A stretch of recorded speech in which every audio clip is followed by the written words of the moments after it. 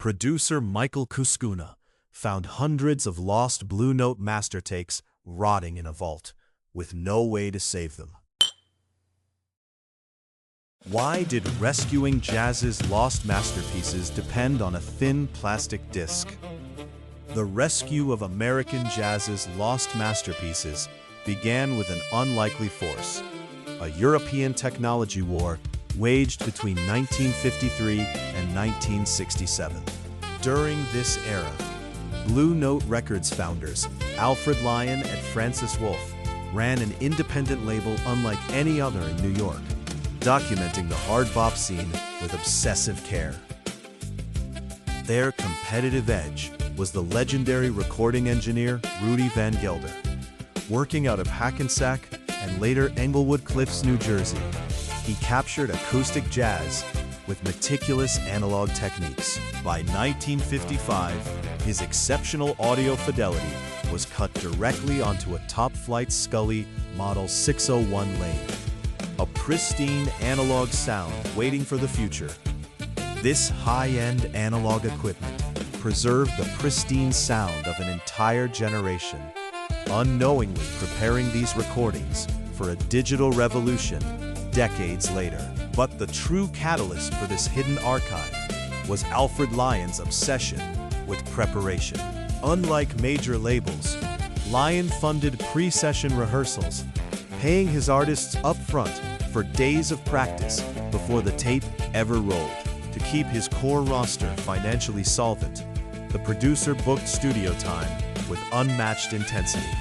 Blue Note's standard release schedule was 12 to 18 albums a year, but Lion frequently captured twice that amount. If a session yielded an album that did not fit the immediate schedule, he simply placed the analog master tapes onto the shelves, unintentionally building a vast stockpile of unissued masterpieces. This relentless recording pace eventually collided with stark corporate reality. In 1965, facing significant distribution hurdles, the independent founders sold Blue Note to Liberty Records. Over a 14-year chain of corporate acquisitions, culminating in a merger with United Artists, the physical master tapes lost their original caretakers. They were packed into cardboard boxes and shipped across the country, handed off from one massive conglomerate to another as corporate assets. Simultaneously, the 1970s jazz market shifted sharply toward electric fusion and rock, making acoustic hard bop suddenly seem outdated to the industry. Corporate executives deemed the older acoustic sessions commercially unviable, halting all new releases and ignoring the backlog. Thousands of master tapes were locked away in the dark. For over a decade, these uncatalogued analog reels sat completely dormant in vast subterranean warehouses, seemingly lost to history. The forgotten music found a subterranean resting place deep beneath the Capitol Records building in Hollywood. For over a decade, hundreds of master tapes from jazz's golden era sat in absolute obscurity.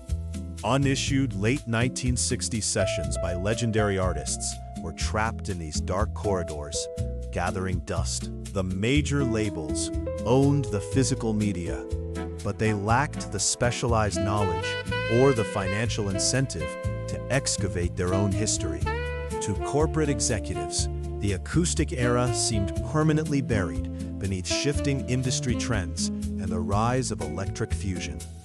The turning point began quietly in 1975, when Charlie Laurie, a classically trained clarinetist, stepped in as head of marketing for Blue Note Records in Los Angeles. His presence set the stage for an unexpected arrival. That same year, a freelance producer and jazz journalist named Michael Cuscuna requested permission to explore the label's dormant corporate archives. He was initially just looking for a few specific unreleased sessions. Walking into the dimly lit, subterranean storage facilities beneath Capitol Records, Cuscuna flicked on a flashlight. What his beam revealed in the shadows went far beyond a handful of lost recordings. I couldn't believe how much unissued music was left sitting there. He had stumbled upon a sprawling, forgotten treasure.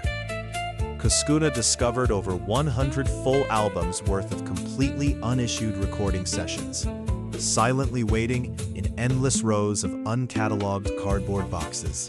Faced with hundreds of tape boxes marked with prominent names but lacking assigned catalog numbers, Michael Cuscuna began a painstaking process of sleuth work.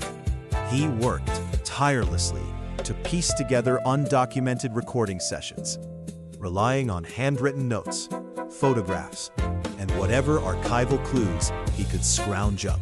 However, his mission was constantly derailed by corporate restructuring that stalled his access to the vaults.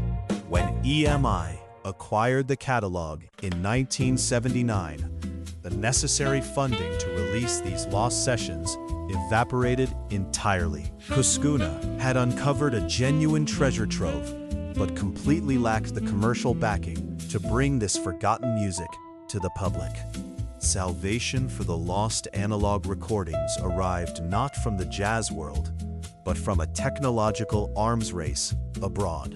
In 1974, researchers at the Dutch electronics giant Philips successfully adapted analog laserdisc technology to encode digital audio. By 1979, the Dutch company found an unlikely partner in the Japanese corporation Sony to develop the technology further. Despite fighting bitterly on opposite sides of the VHS and Betamax home video format war, the two corporate rivals agreed to standardize a new digital audio format. They settled on a 12-centimeter diameter disc, a physical size specifically chosen to accommodate the 74-minute running time of Beethoven's Ninth Symphony. On August 17, 1982, the very first commercial compact disc rolled off a manufacturing line in Langenhagen, Germany, promising a pristine new era of audio. Months later, Sony launched the first commercial player in Japan. Despite its astronomical price tag of 168,000 yen, the optical technology signaled a revolution for the recording industry. They built their own lifeline for the music.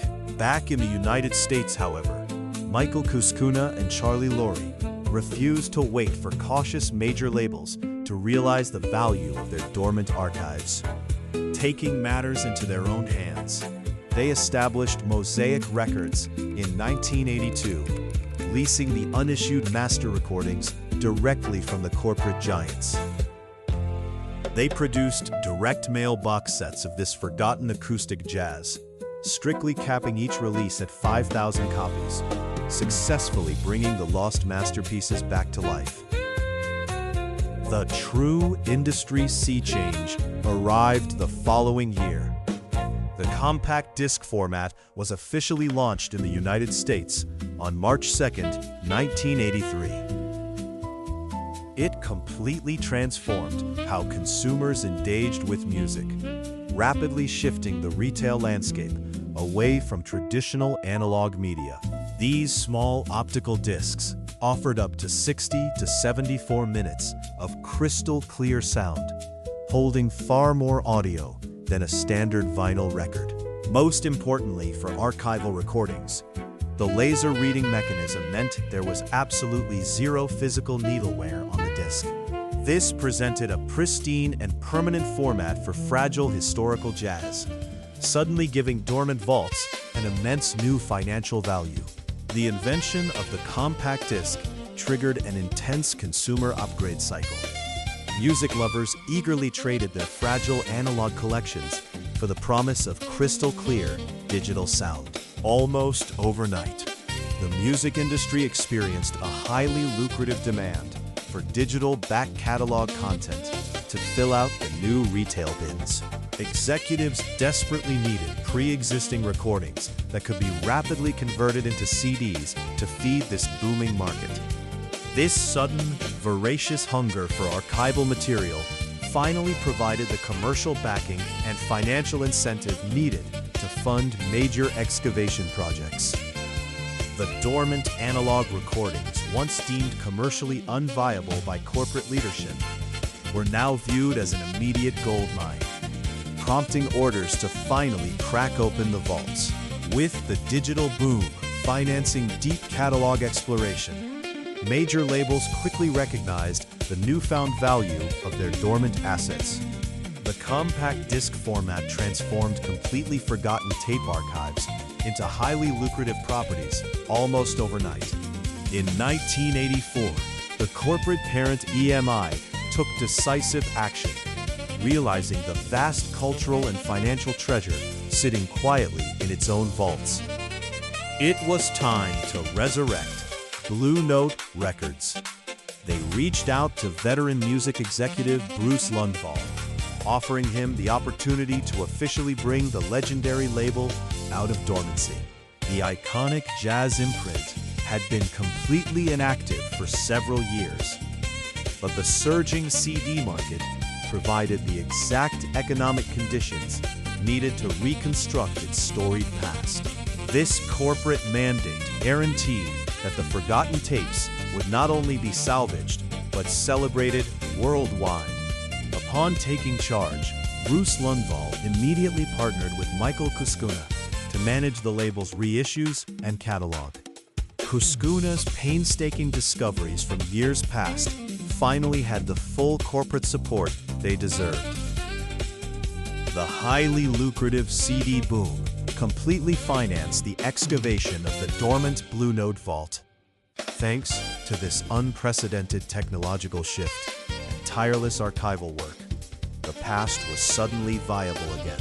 Over 100 lost acoustic jazz albums were permanently saved from obscurity and delivered to a global audience.